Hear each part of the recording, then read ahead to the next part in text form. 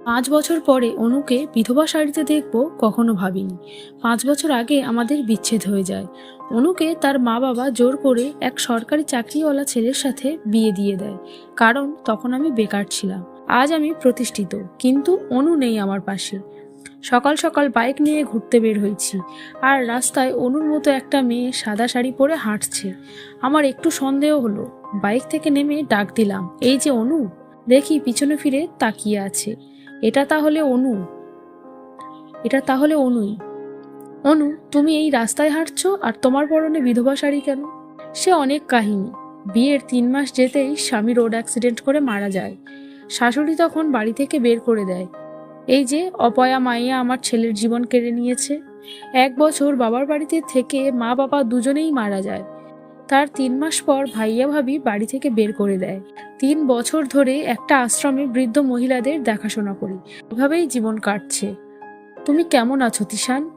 আমি ভালো ছিলাম না, কিন্তু এখন আমি ভালো থাকবো। তুমি আমার বাইকে ওঠো।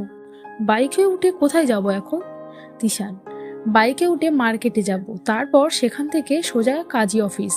আমার কিছু বন্ধু বান্ধবকে ফোন করে বলছি, ওরা কাজী অফিসে এসে অপেক্ষা করবে।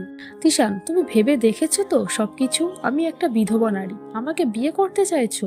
শুনো অনু, তোমার ওই 5 বছরে কি হয়েছে আমি জানি না। 5 বছর আগে তুমি আমার কাছে যেমন ছিলে আজও তেমন আছো। আমার প্রথম ভালোবাসা, আর তুমি কখনো আমার প্রাক্তন না। আর যদি প্রাক্তনও হয়ে থাকো তাহলে প্রিয় প্রাক্তন। সেদিন আমি আর অনু বিয়ে করিনি। 5 বছর পর অনুকে ফিরে পাবো ভাবিনি। যাকে মন থেকে ভালোবাসা যায় তাকে 5 বছর কেন, 15 বছর পরে একই রকম লাগবে। যাকে মন থেকে ভালোবাসা যায় 5 বছর কেন, 15 বছর পরেও একই রকম লাগবে। এখন আশ্রমে আমি আর অনু প্রায় ওই বৃদ্ধ মহিলাদের দেখাশোনা করতে যাই। ওদের সাথে সময় কাটিয়ে এভাবেই না হয় আমাদের জীবনটা চলতে থাকুক। আমার প্রিয় প্রাক্তন অনুকে নিয়ে।